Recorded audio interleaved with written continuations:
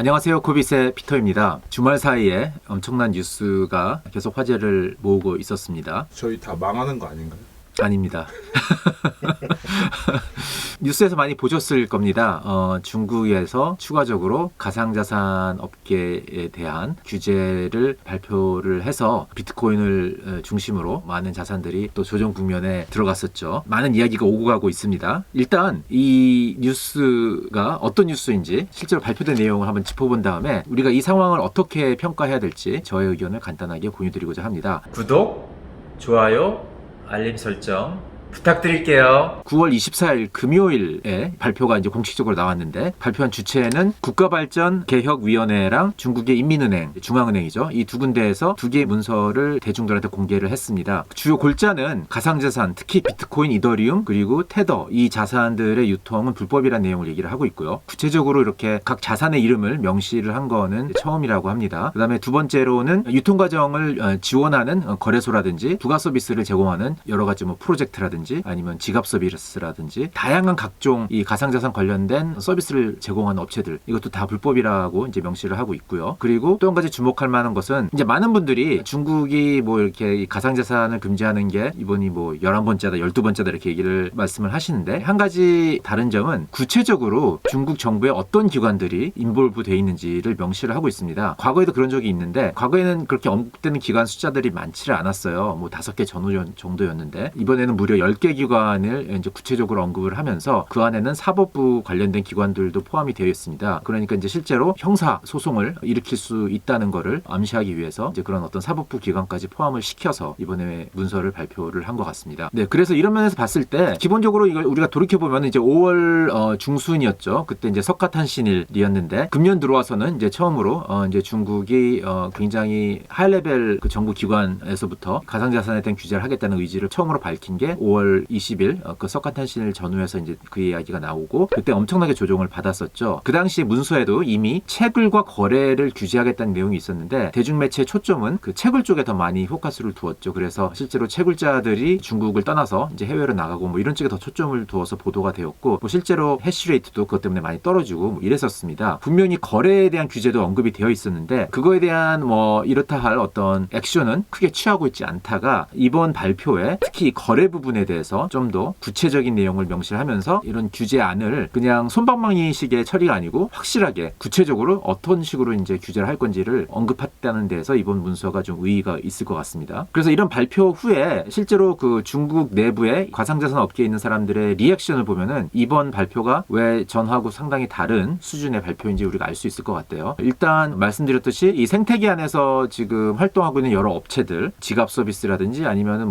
채굴업 종사하는 사람들한테 채굴기를 판매하는 회사라든지 이 다양한 이 생태계에서 있는 모든 업체들이 다 중국인 대상으로 서비스를 중단하겠다고 발표를 전부 다 하고 있습니다. 예를 들어서 코보라는 어떤 그런 지갑 업체가 있는데 이제 본사를 싱가포르로 이전을 한다고 발표를 하고 있고요. 그다음에 스파크풀이라고 불리우는 이더리움의 그 채굴 풀인데 여기도 이제 서비스를 중국인 대상으로 서비스 제공을 중단한다고 이렇게 발표를 하고 있습니다. 이외에도 굉장히 리스트는 많이 있는데 어쨌든 이런 식으로 이 업계에서 종사하고 있는 사람들이 전부 다 서비스 중단을 발표하고 있다는 거. 그래서 이것만 봐도 알 수가 있는 거죠, 우리가. 그 다음에 두 번째로 사실 이게 더 중요한 건데 이제 거래소들의 반응입니다. 여러분들 일부 이미 뉴스로 보셨을 거예요. 소위 말하는 중국 거래소들, 바이낸스라든지 후오비라든지 OKX 이런 거래소들이 중국인 대상 서비스를 하지 않겠다고 발표를 하고 있죠. 일단 새로운 신규 가입을 받지 않겠다고 발표를 한 후에 몇 시간 후에는 금년 말까지 중국인 사용자를 전부 다 퇴출시키겠다고 이렇게 발표를 하고 있습니다. 여태껏 중국이 어떤 상황이었는지 잠깐 아시는 분은 아시겠지만 말씀을 드리면은 2017년에 규제 당국이 거래소업을 불법화 시켰었죠. 그래서 이제 거래소들이 취한 행동은 다 본사를 중국 밖으로 이제 이주시키는 일이었어요. 그래서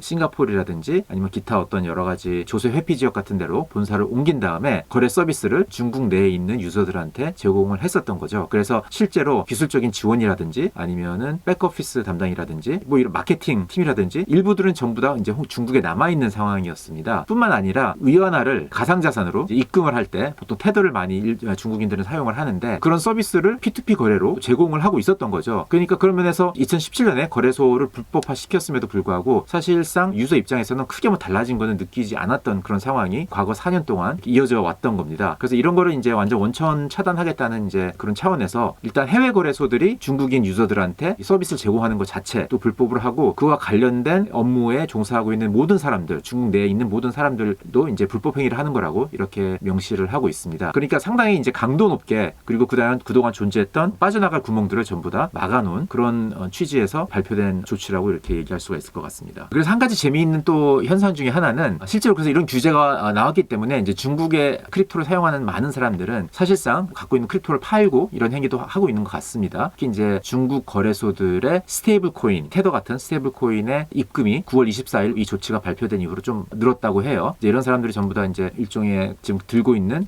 모든 크립토 커런시를 위안화로 현금화하기 위해서 어떤 이런 행위를 벌이고 있다고 우리가 추측해 볼 수 있는 거죠. 또 한 가지 일어나고 있는 재미있는 현상은 덱스, 탈중앙화 거래소에 대한 수요가 그리고 관심이 엄청 늘었다고 합니다. 이거는 이제 실제로 중국인들 사이에서 어떤 채팅방 같은 데 들어가면은 엄청나게 이런 이야기가 이루어지고 있다고 합니다. 그래서 여러분들 보셨을 거예요. 유니스왑의 유니 토큰이 지금 20% 이상 상승을 했고요. 그 외에 스시스왑이라든지 커브라든지 이런 탈중앙화 거래소의 토큰들이 10% 이상 또 오르고 뭐 이런 상황이 지금 전개되고 있습니다. 그리고 또 이제 메타마스크에 대한 질문이 굉장히 많이 오고 가고 있다고 해요. 그러니까 여태껏 거래소에 그냥 자기 자산을 예치해둔 이런 사람 입장에서는 메타마스크 같은 어떤 그런 탈중앙화 지갑을 사용할 필요성을 못 느끼고 있다가 이제 갑자기 이런 조치가 일어나면서 정부의 검열에 대한 저항성을 갖고 있는 이런 기타 서비스들에 대한 관심과 수요가 이제 늘어나고 있다고 합니다. 뭐 이런 상황인데 제가 지금 전개된 상황을 보면은 사실상 꼭 이렇게 나쁘게만 해석할 이유는 전혀 없다고는 생각이 듭니다. 그 이유 중에 하나가 이런 규제, 그러니까 일종의 검열인 거죠. 여러분들 뭐 아시다시피 가상자산 업계가 제공해주는 솔루션이라는 거는 탈중앙화된 솔루션입니다. 이 탈중앙화가 왜 필요한지 평소에는 잘 모르고 우리가 일상생활을 해요. 이 탈중앙화에 대한 필요성을 느끼는 순간이 바로 이런 순간들인 거죠. 기본적으로 가상자산의 수요가 있고 기본적인 수요는 계속 늘어나고 있는 상황에서 이런 검열이 들어왔을 때 사람들은 이 검열 저항성을 갖고 있는 솔루션을 찾게 되는 거고 그랬을 때 이제 뭐 유니스왑이라든지 이런 탈중앙화된 거래소에 관심이 가고 필요성을 느끼고 이런 겁니다. 그런 상황이 지금 중국에서 벌어지고 있는 거예요. 근데 이거는 사실 비단 이번뿐만이 아니라 지난번 5월 20일 날 채굴에 대한 규제가 들어왔을 때도 결국에는 여태껏 비트코인의 채굴이 중국에 있는 채굴자에 대한 의존도가 굉장히 높았는데 결과적으로는 의존도가 낮아지는 효과를 가져왔죠. 왜냐하면 채굴자들이 중국을 떠나서 이주를 해서 다른 곳에서 채굴업을 지금 하고 있기 때문에 결국에는 중국에 대한 의존도가 떨어지면서 채굴자들의 구성이 더 탈중앙화되는 분산되는 그런 효과를 가져온 겁니다. 그리고 또 최근에 또 이런 예도 있어요. 요새 이제 스테이블 코인에 대한 규제가 조금씩 거론이 되면서 테더나 USDC와 같이 중앙화된 스테이블 코인에 대해서도 좀 규제에 대한 언급이 되고 있는데 그것 때문에 테라라든지 아니면은 다이라든지 이런 탈중앙화된 스테이블 코인에 대한 관심이 늘어나고 있는 것. 이런 것들도 또 한 가지 예라고 볼 수 있고요. 그래서 이런 식으로 어떤 검열이 있을 때마다 탈중앙화에 대한 솔루션의 필요성을 사람들이 느끼게 되고 그런 게 오히려 거꾸로 이 업계의 필요성을 사람들한테 좀 각인시키는 그런 계기가 되고 있지 않은가 생각을 해요. 그래서 중장기적으로 봤을 때는 뭔가 좀 꼭 나쁘게만 봐야 될 이유는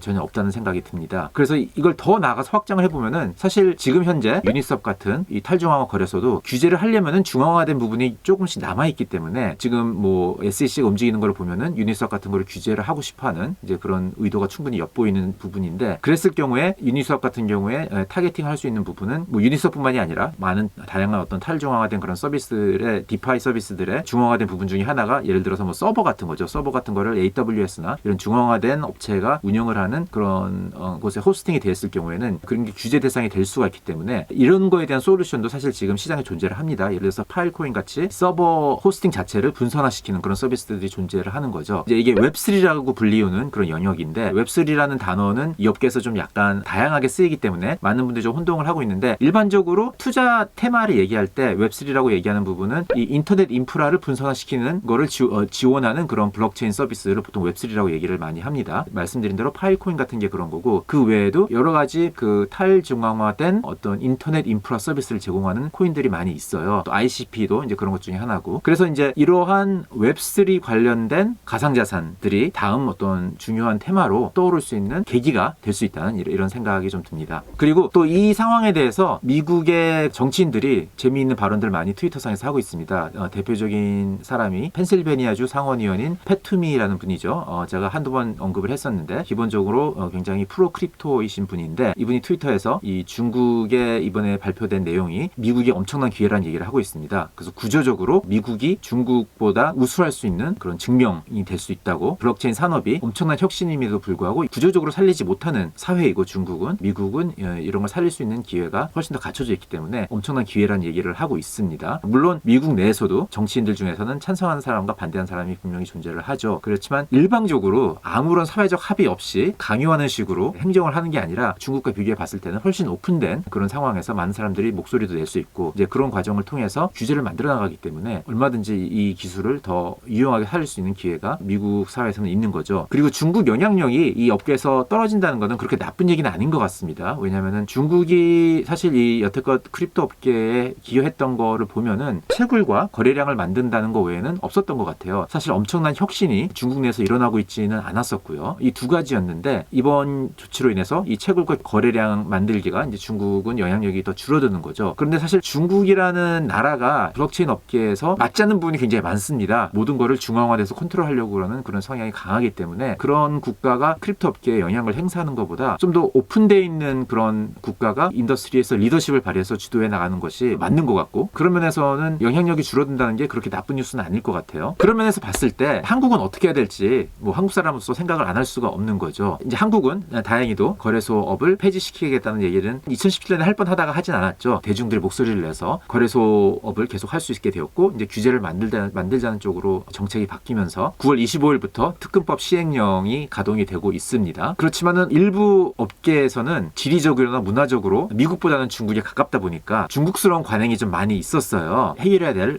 문제들이 많이 남아 있는데, 그랬을 경우에 우리가 중국의 모델을 따라가는 것이 맞는 건지 미국의 모델을 따라가는 것이 맞는 건지 생각해 볼 수 있는 계기가 됐으면 합니다. 이거 전혀 뭐 제가 정치적인 발언을 하는 건 아니고요. 이제 상식적으로 생각을 해봤을 때 이 업계를 발전시키는 방향이라는 게 어느 모델을 따라가는 게 맞는 건지, 뭐 그건 제가 굳이 말씀을 안 드려도 여러분 스스로 판단할 수 있으리라 믿습니다. 한 가지 공지사항이 있습니다. 저희가 현재 진행하고 있는 코빗 굿즈 이벤트 2탄이 오늘로 마감입니다. 바로 이 크립토 굿즈 중에 하나인데요. 여러분들 오늘까지 관심 있으신 분들은 신청을 해주시면 감사하겠습니다. 네, 자세한 사항은 여기서 참조해 주시면 되겠습니다. 네, 오늘은 여기까지입니다. 바이바이.